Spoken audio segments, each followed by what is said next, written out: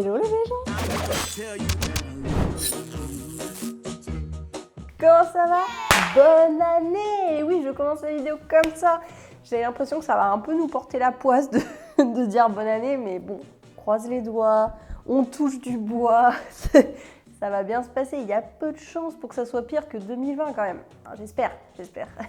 Donc oui, pour 2021, je nous souhaite le meilleur et surtout que le Covid s'arrête le plus vite possible. Alors déjà, si je peux vous annoncer une bonne nouvelle pour commencer l'année, c'est la sortie de mon livre 30 jours pour devenir végane qui sort le 14 janvier. Alors là, j'ai lancé les précommandes sur mon blog jusqu'au 5 janvier minuit, grand maximum. Peut-être qu'on arrêtera avant parce que ça va être compliqué peut-être de trop gérer une grosse quantité vu que c'est nous qui gérons les envois. Mais voilà, déjà, c'est une bonne nouvelle. Depuis le temps que je vous en parle de ce livre, il arrive. J'ai lancé des précommandes parce que c'est vrai que c'est le seul moyen aujourd'hui, parce que je ne sais pas s'il y aura des dédicaces physiques.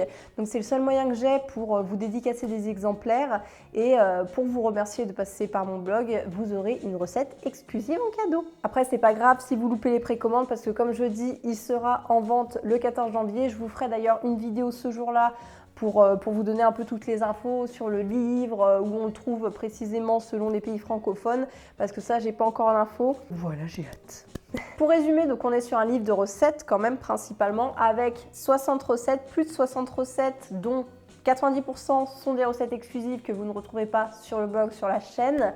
Il y a également des conseils pour remplacer les produits animaux, des conseils pour gérer un petit peu la vie sociale quand on devient vegan, parfois ça peut être compliqué. Toutes les questions qu'on peut se poser, eh bien j'essaye d'y répondre dans ce livre avec à chaque jour un nouveau thème et puis 2 recettes qui accompagnent ce thème. Par exemple, est-ce que toutes les boissons sont véganes? Vous avez des recettes de boissons. Comment remplacer les œufs? Eh bien vous avez des recettes qui sont dans ce thème et qui aident à remplacer les œufs. C'est vraiment un livre qui vous accompagne petit à petit pour changer vos habitudes avec des recettes du quotidien, des recettes pour recevoir, un petit peu comme ce que je fais ici sur la chaîne. Donc si vous aimez mon travail, il n'y aura pas beaucoup de surprises. On va démarrer cette FAQ après cette annonce, bien sûr. Alors, je vous avais demandé de me poser des questions sur YouTube et sur Insta, donc j'en ai sélectionné pas mal. Il y a des questions auxquelles j'avais déjà répondu dans ma précédente FAQ de 2019 que je vous mets juste là. Par exemple, mon parcours scolaire, l'alimentation de cartoon, combien d'essais j'ai besoin de faire pour mes recettes, un petit peu ce que je pense aussi, oui, de comment est abordé le véganisme dans les médias. Donc tout ça, c'est vrai que j'en parlais pas mal dans cette FAQ, donc je ne vais pas répondre à nouveau. Alors c'est parti, j'ai sorti ma fiche. On commence fort pour la première question. C'était « On te propose une émission culinaire végane à la télé une fois par semaine, accepterais-tu » Bah écoutez, j'ai envie de dire, comment refuser? Comment refuser cette invitation, cette proposition? Moi, je ne suis pas fermée du tout à l'idée. J'aimerais bien, pourquoi pas. C'est vrai que bon, j'ai l'habitude des lumières, c'est Lisa qui me filme, donc ça me ferait un peu bizarre qu'il y ait une plus grosse équipe de tournage. Mais pas en live par contre, pas en direct, parce que bon, le fait de faire des lives, je vois bien que c'est quand même assez compliqué. Mais ouais, franchement, grave. Il faudrait quand même tourner sur plusieurs jours, la meuf qui s'emballe déjà, mais il faudrait tourner sur plusieurs jours pour m'éviter en fait de faire des allers-retours chaque semaine sur Paris, j'imagine, sur Paris ou dans une grande ville. Je suis là, appelez-moi. Et on pourrait l'appeler Okara vous reçoit, un dîner chez les végans. Oh punaise. C'est vrai qu'ils n'ont jamais fait, je crois, d'épisode d'un dîner presque parfait vegan, végétarien même. Non, jamais je crois. Deuxième question, c'est quoi ta première grande découverte culinaire que tu as faite en tant que végane qui t'a donné un coup de peps, d'espoir vis-à-vis de cette cuisine? Alors oui, moi je m'en souviens très bien, c'était le seitan. Alors pour rappel, j'étais de 2012 à 2014 pécétarienne, c'est-à-dire que j'avais arrêté la viande et je continuais le poisson. À partir de 2014, je suis devenue végane et ça s'est fait petit à petit, forcément. J'aurais bien aimé avoir un livre 30 jours pour devenir végane, la meuf lourde. Non, je vais arrêter de le placer, mais ça aurait été pratique. Et à ce moment-là, déjà, je ne savais pas cuisiner. Je ne connaissais pas tout ça, je ne connaissais pas la cuisine, je ne connaissais pas les simili-carnés. Déjà à l'époque, il faut dire qu'il n'y en avait quand même pas beaucoup. Mais du coup, quand j'ai commencé à faire des recherches un peu sur internet, chercher des recettes. Et quand j'ai découvert le seitan, j'étais là à me dire mais c'est quoi ce truc? J'allais jamais en magasin bio, donc je suis allée en magasin bio acheter le gluten de blé, tout ça. Et quand j'ai fait les tests, j'ai fait une version hyper basique, mais c'était déjà super. Franchement, ça m'a convaincue. Je me suis dit, mais c'est super qu'on puisse faire ça avec du végétal. Et petit à petit, j'ai fait plein de recettes. J'ai vraiment aimé le travailler. Et ce qui me faisait plaisir aussi, c'était de surprendre un petit peu ma famille, les invités quand je faisais du seitan, de surprendre par la texture. Et donc c'est vraiment un coup de cœur. C'est vraiment le premier coup de cœur que j'ai eu. Et à partir de là, je me suis dit qu'il était possible de refaire un petit peu les recettes qu'on aimait tous et toutes quand on était petits, en version végétale. Donc c'est un petit peu ce qui m'anime. Moi j'aime bien quand même retrouver ces émotions qu'on avait, même si on peut aussi créer totalement bien sûr des recettes 100% végétales assumées sans vouloir copier, imiter. Mais généralement, c'est ce qui plaît le plus et ce qui est fait le plus et partagé. Hein. Pour Noël, par exemple, vous avez été énormément à faire mon vrai gras. Donc ça, je pense que c'est parce qu'on a l'habitude de manger ça à Noël, parce que c'est très connoté. C'est peut-être quelque chose aussi que les gens ont du mal à abandonner, malgré ce que ça implique. Donc trouver une alternative qui est convaincante, moi j'aime bien proposer ça, parce que je pense que ça aide vraiment à passer le cap. Ensuite, on m'a demandé ce qu'était mon plat préféré. Mais comment vous pouvez ne pas savoir? Ce sont les lasagnes. J'adore les lasagnes. Je trouve que ces petits étages, là, réconfortants, avec la béchamel, la petite sauce tomate. J'ai une recette donc sur ma chaîne qui est merveilleuse, que vous aimez beaucoup. C'est une aussi de vos recettes préférées hein, que vous faites énormément. Et d'ailleurs, il y en a une nouvelle dans le livre qui est très très bonne aussi. Mais c'est vrai que ces petites couches de pâte, et voilà, il faut quand même bien maîtriser la chose avec qu'il y ait une garniture satisfaisante, qu'il y ait une sauce, que le dessus soit pas tout sec. C'est pas compliqué, mais quand même, il faut savoir maîtriser la chose. Et bon, j'aime bien aussi les pizzas, mais les lasagnes, j'ai l'impression que c'est sous-coté, non? Il n'y a que moi qui kiffe les lasagnes à ce point. Ensuite, on a la question, c'est quoi qui a été le plus compliqué pour toi lors de ta transition vers un mode de vie vegan? Alors oui, il y a deux choses. En fait, c'est vrai que niveau alimentation, comme j'ai mis 2 ans à me passer de poisson, c'était un peu le poisson quand même. Après, très vite, les œufs et le lait, le fromage, ça a été. Mais c'est vrai que le poisson, c'était un peu une facilité. En fait, je prenais ça au self à l'époque où j'étais encore étudiante. Je prenais ça au restaurant. Ça me permettait de voilà, toujours trouver une alternative, même si c'est la même chose. Les poissons ressentent aussi la douleur, hein, rappelons-le. Après, sinon, niveau mode de vie global, c'est quand même tout ce qui est cosmétique. Parce que quand on devient vegan, on doit changer quand même beaucoup de choses, parce que je vous rappelle que ça ne touche pas que l'alimentation. Donc, on doit changer de dentifrice, de gel douche, de maquillage, de crème de jour, enfin plein de choses. Et donc ça met du temps, forcément. Donc on finit petit à petit, et puis au fur et à mesure, on remplace. C'est vrai que c'était un peu de temps de recherche aussi parce que je ne connaissais pas les labels. Je ne savais pas comment on pouvait trouver des produits non testés sur les animaux, qui n'avaient pas d'ingrédients d'origine animale à l'intérieur aussi parce que les deux ne vont pas forcément avec. Donc ça, c'était un petit peu compliqué, mais heureusement, on s'y retrouve. Ensuite, on a comment fais-tu pour te souvenir des plats que tu n'as pas mangés depuis des années et les refaire en version végé? Alors c'est vrai que globalement, je me souviens quand même de certaines matières, de certaines saveurs, déjà parce que j'ai un gros pif et que j'ai un odorat assez développé, c'est un petit peu ma force. Faut bien qu'il ait un avantage celui-là. Je peux aussi faire goûter à mon entourage pour avoir leur impression, je me réfère aussi aux recettes classiques. Donc après, bien sûr, ce ne sera pas exactement pareil. Il y a toujours une différence, il y a toujours ce côté végétal quand même assumé et ça me va très bien, mais on est obligé de se référer aux recettes classiques, que ce soit en refaisant des recherches, en regardant sur internet ou tout simplement là-dedans. Après, on m'a demandé si je pourrais ouvrir un resto vegan dans l'avenir. Alors non, ça c'est vrai que c'est pas du tout mon objectif, c'est pas du tout quelque chose qui m'attire, c'est énormément de travail, d'investissement. Et moi, j'aime beaucoup ça, ce petit cocon de vidéos, de création de recettes, de montage, de tournage. C'est un autre métier tout simplement. Et en plus, je n'ai pas de formation cuisine comme je vous le rappelle, donc ça rendrait la gestion du restaurant un peu plus compliquée encore. Ah oui, alors là, c'est moi qui ai ajouté cette question parce que vous me la posez tout le temps. Bon là, il n'y a personne qui me l'a posé pour les FAQ, mais vous me la posez souvent pour les faces caméra, c'est pourquoi tu regardes toujours à gauche. Alors, quand je fais ça un peu, bon, alors c'est un tic, mais en fait, quand tu filmes ou même quand tu parles à quelqu'un, tu regardes pas tout droit comme ça l'objectif. En tout cas, moi, je peux pas. Et je trouve que c'est même un peu assez flippant de toujours regarder sans regarder ailleurs. Voilà, je suis dans ma tête. Je regarde ce qui se passe, j'essaye de formuler un peu mes idées. Non, mais voilà. Donc si vous me voyez regarder à gauche, il n'y a rien, il n'y a pas de prompteur, il n'y a pas Lisa qui passe, non, c'est moi. Moi, je suis toute seule, là, on est plusieurs là-dedans. Question suivante, je voulais savoir quel était ton budget mensuel hebdo pour tes courses.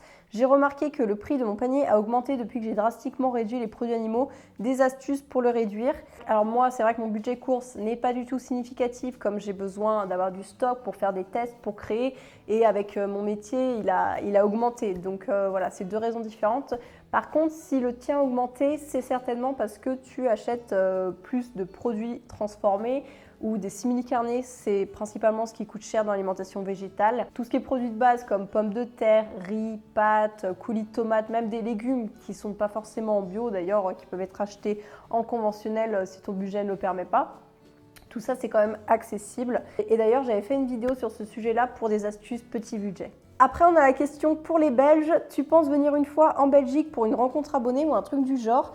Alors, c'est vrai que j'étais allée en Belgique il y a un peu plus d'un an, tout juste un peu plus d'un an pour des vacances et du coup, ça tombait pendant la Veggie World. Donc, j'étais passée à la Veggie World. J'en avais rencontré quelques-uns d'entre vous, mais pas énormément. Donc, je ne sais pas si j'ai une communauté en Belgique, mais pourquoi pas y retourner pour faire une rencontre abonnée quand tout ça sera derrière nous, pour faire un vlog voyage. Et d'ailleurs, à l'époque, j'avais bien aimé le restaurant éthiopien Le Tout Cool. Si vous êtes belge et que vous n'avez jamais testé, vous m'en direz des nouvelles. Bon, quand ce sera ouvert de nouveau, c'est chiant, on peut plus rien faire, on peut plus voir personne, on peut plus sortir. Après, on a une question un petit peu philosophique, même si c'est très simple en fait, mais es-tu heureuse par rapport à la chaîne et en général? Alors au sens général, moi je ne considère pas que le bonheur soit quelque chose de linéaire. Donc pour moi, c'est plus des instants de bonheur, des instants de joie, mais on ne peut pas être H24 heureux tout le temps bien. Forcément, il y a des hauts et des bas comme tout le monde, quoi. Et donc me considérer heureuse, alors peut-être que je n'ai pas trouvé la paix intérieure, ou peut-être que je ne m'accorde pas le fait de me dire bon, je suis heureuse, parce que j'ai peur qu'après il m'arrive quelque chose, tu vois. Donc, je fais attention. Non, mais je sais pas. Mais globalement, ça va. Déjà, c'est vrai que je ne suis pas trop présente sur les réseaux, ou alors je ne vais pas forcément filmer ou vous le dire quand ça ne va pas. Je vais garder ça pour moi. Parce que peut-être par pudeur et aussi parce que la chaîne est plutôt faite pour informer, pour divertir et que j'ai pas envie de trop casser l'ambiance, quoi. Donc c'est vrai que ça, je ne veux pas dire quand ça va pas. Après, il faudrait peut-être que je dise plus, je ne sais pas, mais j'ai peur que ça saoule, quoi. Par contre, es-tu heureuse par rapport à la chaîne? Bah oui, je suis très heureuse et très reconnaissante pour ce que j'ai, pour la communauté que j'ai réussi à construire. D'ailleurs, le nombre de messages de soutien que je reçois tous les jours, mais à côté, là, les petits haters, il n'y en a pas beaucoup, mais c'est rien du tout, quoi. C'est juste, c'est énorme, mais ça, j'en suis vraiment très reconnaissante et très heureuse, oui, je peux le dire. Après, on a une question qui est un petit peu dans le même thème, c'est est-ce qu'au commencement de ta chaîne, tu te voyais au niveau d'aujourd'hui? Alors pour le petit historique, j'ai commencé YouTube fin 2017, un peu en mode test pour voir ce que ça faisait. C'est vrai que ça faisait des années que j'avais envie de me lancer, mais c'est pas que je ne trouvais pas la motivation, mais c'est simplement que j'étais pas prête. J'étais pas prête pour une exposition médiatique, j'étais pas prête pour me montrer. Enfin voilà, c'était compliqué encore à gérer de ce côté-là. Donc quand je me suis lancée fin 2017, ça a commencé en douceur et puis après face cam et tout, t'as vu, on connaît la famille. Et après, c'est vrai que ça s'est vite emballé. Alors, je vais pas vous cacher, mais il y a quand même une part de moi toujours qui se dit ouais, bah ça va, c'est bientôt 60 000 abonnés, mais t'as pas non plus 100 000, enfin, t'en es pas là non plus. Et je pensais avoir les 100 000 plus tôt. Mais en fait, je sais pas pourquoi je me disais ça, parce que je me rends compte que vouloir grossir sa communauté à tout prix, c'est pas ce qu'il y a de plus essentiel, loin de là. Et surtout, j'avais aucune notion de ce que ça représentait de gérer une communauté comme celle-ci. Bon, déjà 60 000, 100 000, on n'est pas hyper loin, hein, soyons d'accord. Mais je ne me rendais pas du tout compte du temps que ça prenait. Et aujourd'hui, je vais plutôt prioriser le fait de conserver les liens avec les abonnés qui sont déjà là, plutôt que de faire des vues pour des vues. Ça, c'est pas durable et c'est pas parce que d'ailleurs tu fais des vues à un moment donné sur une vidéo qu'après tu as une communauté fidèle. Ça, c'est vraiment deux choses différentes que j'ai appris. Il y a des gens qui vont avoir 1 million d'abonnés mais 10 000 vues sur des vidéos et du coup finalement tu te dis mais où est leur communauté? Bah, elle est pas vraiment là et elle va pas forcément d'ailleurs commenter, il va y avoir très peu de commentaires. Pour résumer, en gros, pour répondre à cette question, à la fois je ne me voyais pas là où j'en suis aujourd'hui, je ne me voyais pas en faire mon métier, sortir un livre édité. Et en même temps, j'étais là en mode bim bam boum, je vais avoir les 100 000 abonnés, mais bon, comme je vous dis, je ne savais pas ce que ça représentait et le boulot qui est derrière. Ensuite, on a les questions processus de création, idées recettes, où je trouve mon inspiration. Ça, c'est quelque chose que vous m'aviez pas mal demandé. Donc, je vais vous répondre. Alors, comme dans tous les domaines, l'inspiration ne vient pas lorsque tu attends passivement. C'est vraiment quelque chose qu'il faut travailler, qu'il faut rechercher. Et dans la création de recettes, eh bien déjà, il faut pratiquer, il faut apprendre en regardant ce que les autres font, il faut savoir un petit peu te connaître, savoir un peu où tu as envie d'aller, ce que tu as envie d'apporter, ce que tu as envie de créer comme recette différente finalement de ce qui existe, savoir connaître un petit peu ta patte. Je fais beaucoup de listes, j'en ai une sur mon ordi qui est selon les saisons pour un petit peu encadrer tout ça, j'en ai une sur mon téléphone, donc toujours sur moi, pour pouvoir noter les idées qui me viennent et comme ça après je décide celles que j'ai envie de travailler, qui sont dans la période un petit peu, voilà, là, par exemple on entame la rentrée, on entame un peu la période hivernale, donc il y a pas mal de choses qui peuvent venir comme idées de recettes. Et après aussi, même plusieurs fois dans l'année, je vous demande sur Insta quelles sont les recettes que vous avez envie de voir. Donc comme ça, c'est vrai que ça me permet d'avoir de nouvelles idées et de me dire, bah tiens, ça, il y en a plusieurs qui ont demandé, ou ça, bah tiens, la personne, elle a une super idée, donc je vais travailler là-dessus. Pour les recettes, vraiment, tout peut être inspirant, c'est-à-dire déjà la saisonnalité, ça c'est quelque chose qui m'inspire beaucoup, un légume en particulier, un thème, une période de l'année, là, la période de Noël. Ce que j'aime bien aussi, c'est me mettre des restrictions, des cadres. Par exemple, quand je vais faire des recettes économiques, il va y avoir des contraintes de budget, bien sûr, mais des contraintes aussi de matériel. Donc ça stimule la créativité aussi. On dit souvent que de la contrainte naît la créativité, ce qui est vrai souvent. Et pour trouver de l'inspiration, il faut aussi se donner du temps de recherche, du temps d'exploration, du temps pour se creuser les méninges aussi un petit peu, voilà, se mettre avec son petit papier et son crayon et puis let's go, quoi. Là, cette année, j'ai une grosse liste de recettes que j'aimerais faire, donc il n'y a plus qu'à les mettre au point. Il y a aussi les recettes que je véganise, donc là, quelque part, il n'y a pas grand-chose de créatif, mais il faut quand même trouver les bons remplacements et ça ne se fait pas tout seul. Et ça demande pas mal d'organisation, notamment pour les courses, parce qu'il faut bien lister tous les ingrédients dont tu vas avoir besoin pour éviter de faire des allers-retours, même si c'est rare que j'aille faire les courses qu'une fois par semaine quand même. Une autre question, comment choisis-tu les marques dont tu parles ? Alors, c'est intéressant comme question parce que c'est vrai que je parle rarement des backstage et pour que je travaille avec une marque, il faut qu'elle réponde à plusieurs critères. Bien sûr, je suis quand même assez exigeante là-dessus. Donc, il faut qu'elle propose des produits véganes en intégralité ou en grande majorité. Et ensuite, il y a les petits bonus. Il y a les petits bonus pour que ça soit bio, zéro déchet, made in France, engagé, éthique. Voilà, il faut qu'elle réponde à au moins un de ces critères, il faut qu'il y ait quand même une belle démarche derrière. Il faut aussi que les produits, bien sûr, me plaisent et soient intéressants pour vous. Il y a plein de fois où j'ai reçu des produits et que j'ai testé, que j'ai goûté et que je n'avais pas aimé, que j'étais pas convaincue, donc du coup, j'en ai pas parlé tout simplement. Et je ne me limite pas d'ailleurs qu'à l'alimentation, ça peut être des accessoires de cuisine, ça c'est dans le même thème, mais par exemple des bijoux, des vêtements éthiques, des cosmétiques, des choses comme ça. Pas de dropshipping non plus et j'aime que les produits soient de bonne qualité. Idéalement, j'aime aussi que la campagne de pub soit espacée dans le temps et qu'on évite d'être tous les mêmes influenceurs la même semaine à en parler. Ça, c'est vrai que c'est quelque chose de compliqué, donc j'ai pas toujours mon mot à dire dessus, mais quand je peux, j'essaye de faire en sorte d'éviter ce cas de figure. Aujourd'hui, j'ai la chance d'avoir suffisamment de bonnes propositions et il peut m'arriver d'en refuser même certaines qui sont intéressantes, tout simplement parce que je refuse d'en faire trop. Je me limite à 3 marques en fait différentes sur lesquelles je communique par mois. Sur YouTube, je fais assez peu de vidéos sponsorisées, ça doit être une fois par mois et encore grand maximum. Et sinon, le reste, c'est sur Instagram. Ce que j'aime aussi, c'est travailler avec les mêmes marques partenaires. Il y en a qui me font confiance depuis le début. Ça a été le cas de Fempo, My Beyond, Mon Bento, Coro.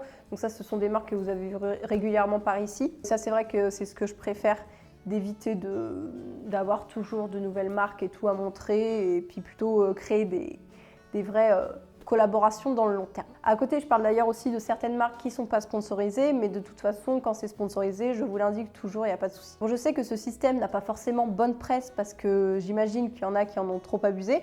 Mais en tout cas, moi, quand c'est mon cas, quand je vous parle de produits, quand je vous parle de marques, c'est que j'ai validé, c'est que j'aime les produits, il n'y a pas d'entourloupe, quoi. Je ne suis pas là, votre confiance, je l'ai acquis, donc ce serait dommage de la perdre pour ça, quoi, hein. Et aussi, c'est un des meilleurs moyens que j'ai trouvé pour financer mes vidéos, pour qu'elles soient toujours disponibles gratuitement, sans que vous ayez besoin, par exemple, de payer sur Tipeee, des choses comme ça.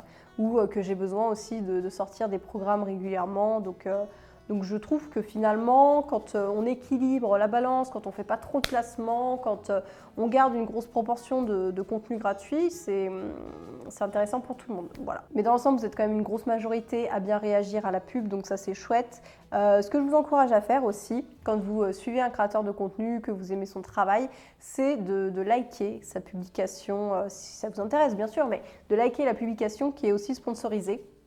Parce que si personne like, s'il n'y a pas d'engagement, bah, la marque elle peut se dire bon bah non c'est pas intéressant, je ne vais plus travailler avec elle. Et peut-être qu'à terme, on peut ne plus avoir de partenaire et dans ce cas-là on arrête ce qu'on fait. Donc c'est aussi une preuve de soutien. Ensuite on m'a demandé tes passions, loisirs, hobbies. Bon. Bon alors le Covid a un petit peu tout niqué parce que moi à la base ce que j'aime bien faire c'est aller au resto, aller au cinéma, me balader, voir des gens. Voilà, j'ai besoin de ça un petit peu pour m'aérer parce que je travaille en plus à la maison.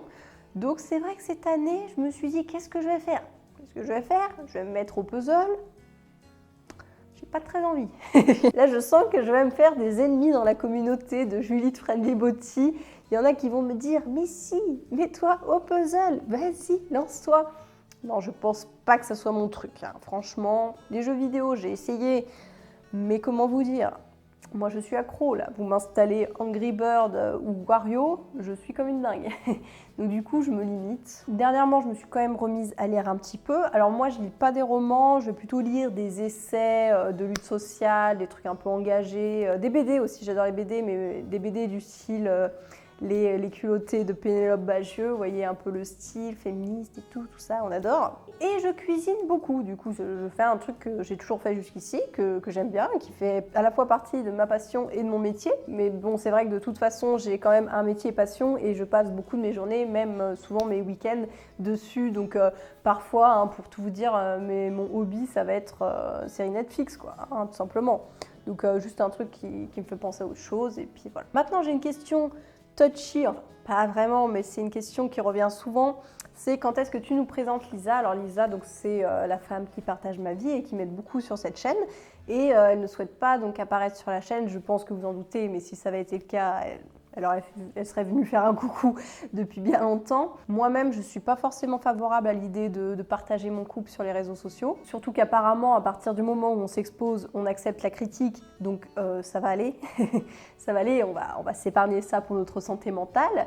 Les rares fois, ou même en fait sans la montrer, ou les rares fois où j'en parle, j'ai parfois des questions vraiment indiscrètes, et donc du coup je me dis non, je veux pas gérer ça. Je pense qu'on ne se doute pas de ce que c'est que d'être un couple queer public. Ça peut amener tellement de difficultés, de messages de haine, de potentiel harcèlement. Alors j'ai bon espoir en ma communauté, hein, c'est pas ça le souci.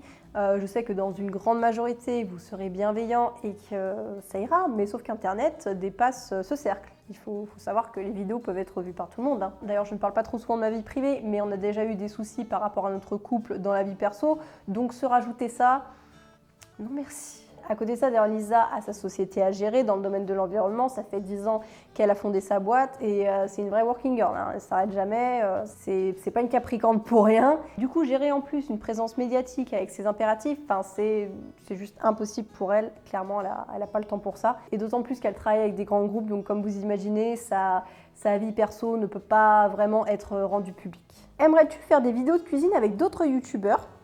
Alors oui. Et pas forcément des vidéos que de cuisine. Déjà, j'aimerais bien refaire une vidéo avec Maylo. Vous avez beaucoup aimé, on a échangé nos assiettes avec Maylo et c'était très sympa à faire. Alors, soit à distance, soit réunis ensemble, pourquoi pas, ce serait encore mieux. Il y a d'ailleurs une vidéo aussi, on a échangé nos assiettes avec normalement une autre youtubeuse qui devrait arriver d'ici quelques semaines. Avec Sébastien Cardinal aussi, on va certainement faire une vidéo un jour ensemble.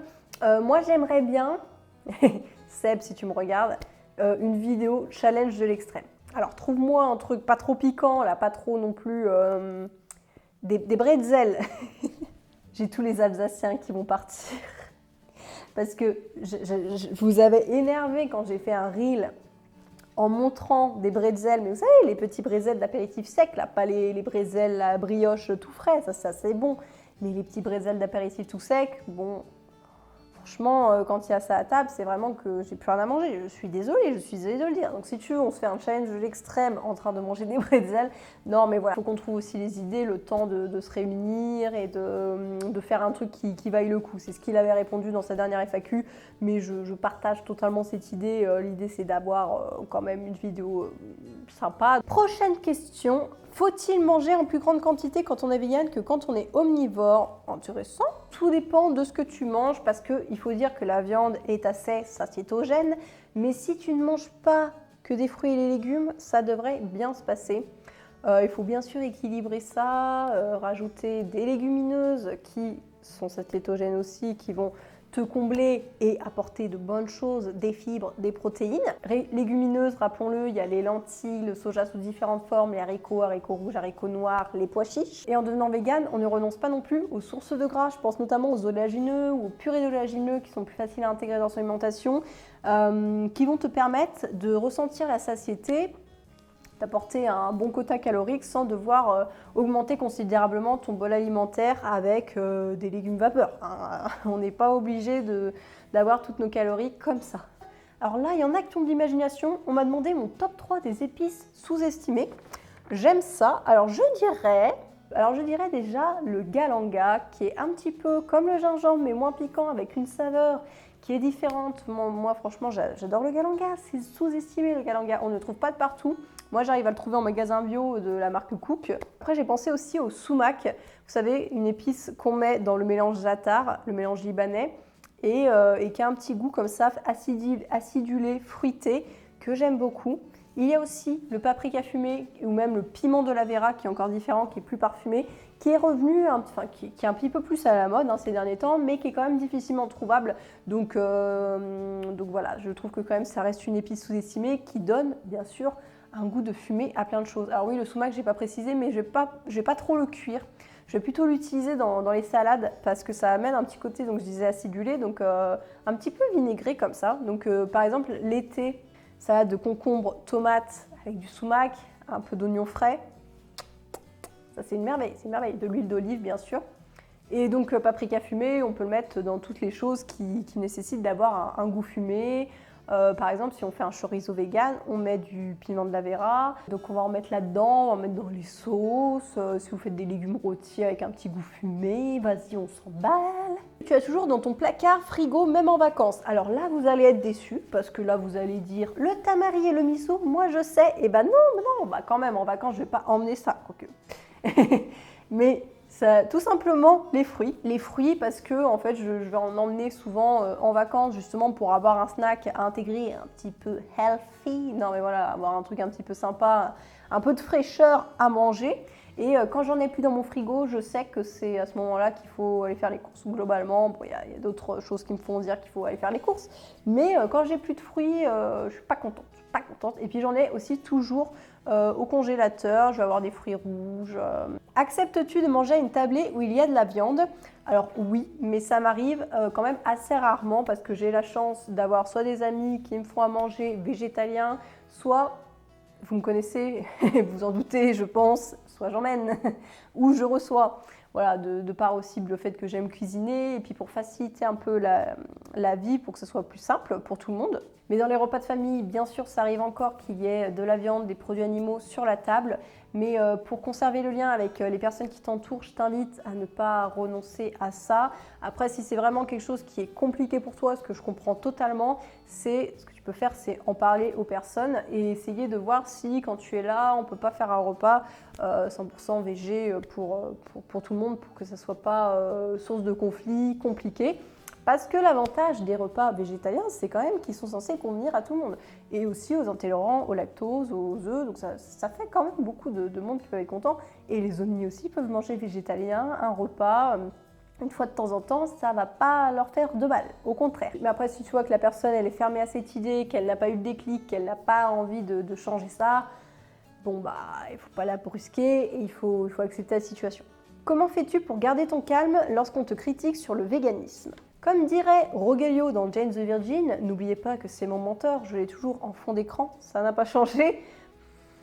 Inhala, exhala.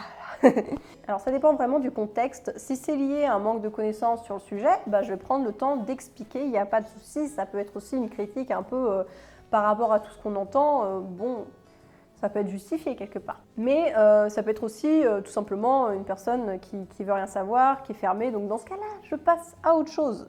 Et j'essaye d'économiser mon énergie.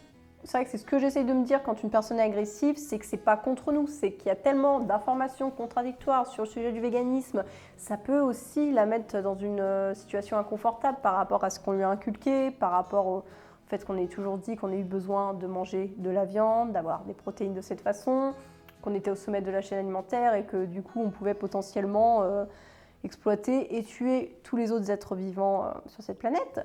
Et du coup, je garde quand même cette empathie et je me dis, bah, j'étais un peu comme ça, sans être agressive forcément, mais en tout cas, je me posais des questions. Bon, après, il y a des critiques, à vous de voir si vous avez envie d'y répondre ou non. Comme je vous dis, parfois, la personne, elle est vraiment fermée, butée, donc dans ce cas-là, vraiment conservez votre énergie. Ça ne sert pas à grand-chose dans ces cas-là et la personne ne va pas changer d'idée, ça va rien arranger, bien au contraire. Bon après bien sûr si c'est un chasseur qui m'insulte, là c'est un petit peu difficile de garder son calme. Est-ce que vous comptez adopter d'autres animaux? Est-ce que les poules sont dehors lorsqu'il fait froid?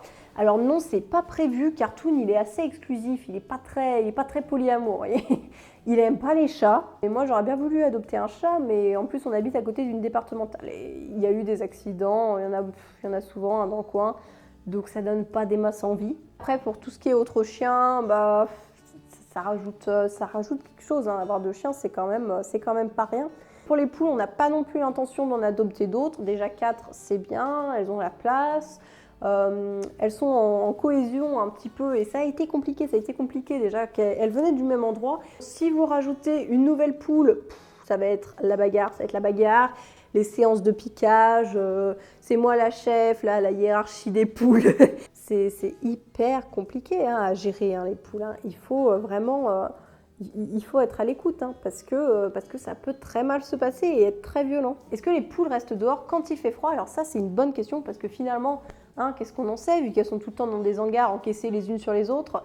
Eh bien, elles supportent mieux le froid que la chaleur. La canicule, c'est vraiment très très compliqué. Il faut vraiment s'assurer qu'il y ait toujours une présence d'eau près d'elles. Le froid, ça se passe bien. Il faut bien sûr qu'elles aient des abris. Donc nous, elles ont comme une sorte de câble là, sous le studio. Elles ont la serre. Elles adorent la serre parce que c'est lumineux. Donc du coup, ça leur permet d'être quand même éveillées et puis de profiter un peu de la lumière du jour tout en étant un petit peu à l'abri. Et bon là ce matin il neigeait donc elles n'ont pas trop apprécié. Mais après elles sont sorties petit à petit donc elles font leur vie, elles s'abritent, elles sortent. Mais bien sûr pour ça il faut leur donner accès à l'extérieur, c'est primordial. C'est des animaux qui ont vraiment besoin de se dégourdir, d'être en présence d'autres animaux, de gratter la terre. J'avais fait une vidéo sur l'adoption des poules. Avec notamment la question sur les œufs pour les personnes qui se posent. C'est un gros coup de cœur les cocottes, un gros coup de cœur. Des projets pour 2021? Eh bien écoutez, déjà continuez sur cette bonne lancée à créer du contenu toujours plus divertissant avec des nouvelles idées, des choses pour ne pas vous lasser comme je vous disais au lieu de vouloir faire des vues déjà. Consolider cette communauté, c'est primordial. Continuez les lives aussi parce que j'aime beaucoup en faire et que j'ai l'impression que ça vous plaît. C'est vrai qu'à chaque fois, c'est quand même toujours une petite montée de stress. Alors, je ne sais pas si ça s'arrêtera un jour, mais en tout cas, sachez que j'aime bien en faire.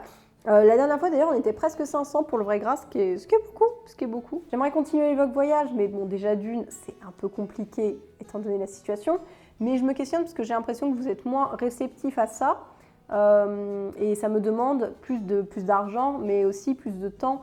C'est énormément de montage, les vlogs, parce que ça se fait sur plusieurs jours. Il y a énormément de petites séquences, donc c'est plusieurs jours de montage. Donc est-ce que ça vaut vraiment le coup de continuer? Je ne sais pas. Et les vlogs à la maison, j'ai l'impression que je ne suis pas assez douée pour animer ça. Après, bien sûr, il y a mon émission sur TF1. Non, pas encore. J'ai aussi envie de créer davantage de contenu sur Instagram parce que j'ai tendance à prioriser YouTube. Donc l'idée c'est de trouver un équilibre entre les deux tout simplement parce que j'aime quand même le côté instantané de ce réseau social. Et voilà, donc j'aimerais un petit peu développer plus ça. J'aimerais aussi peut-être m'accorder un peu plus de temps off cette année si j'y arrive parce que c'est vrai que l'année dernière avec le livre et j'ai fait en sorte qu'en fait quand j'ai écrit le livre de ne pas être trop absente sur les réseaux sociaux. Donc forcément, du coup, ça faisait beaucoup de travail. C'est vrai que cette année, je me dis, ce serait bien justement que je me mette au puzzle. Non, mais voilà, que j'essaye de trouver un bon équilibre entre vie pro, vie perso, et puis pouvoir faire des choses, même si on ne peut pas sortir, essayer de trouver du temps pour penser à autre chose. Et puis je pense que je serais plus efficace aussi si je revenais, la meuf qui pense d'abord au boulot du coup. Je serais plus efficace si je me repose. Ce capitalisme intériorisé, vous l'avez en image là, pour le coup. Sinon, niveau projet perso, alors toujours pas de bébé, hein, non, n'en déplaise à ma maman.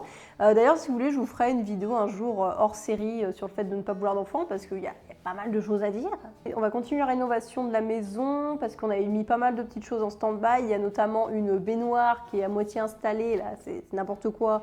Un évier, l'évier de salle de bain qui est hors service depuis 2 ans maintenant, donc ça commence à faire. Il y a les extérieurs aussi, on avait planté des arbres qui ont eu du mal à grossir en raison de la canicule, mais là cette année on s'est dit qu'on allait mettre un petit peu plus de fleurs, qu'on allait encore habiller tout ça. Il y a la construction de la cuisine d'été qui est prévue pour justement les vidéos de cet été à l'extérieur, ça va être super chouette, avec la piscine qui va bien, la piscine qu'on avait pour projet depuis le début de notre rénovation en fait. Donc voilà, quelques petites choses à finir niveau travaux parce que ça faisait quelques années qu'on avait laissé certaines choses de côté, comme on était déjà bien installé, on laisse les détails, enfin bon, les l'évier hors service c'est pas non plus un petit détail, hein, c'est quand même important.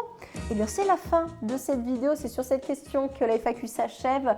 J'espère que 2020 sera une meilleure année et en tout cas moi je vous ai prévu de beaux contenus si ça peut vous donner un peu de baume au cœur. Merci de me faire confiance, de faire toujours mes recettes, de les recommander à vos proches. Voilà, ça me fait très chaud au cœur et j'espère vous rendre le soutien que vous m'apportez. S'il y a d'autres questions que vous voulez que j'aborde, n'hésitez pas à les poser en commentaire. Pensez à vous abonner, à bien démarrer l'année et on se dit à bientôt pour de nouvelles aventures. Veka.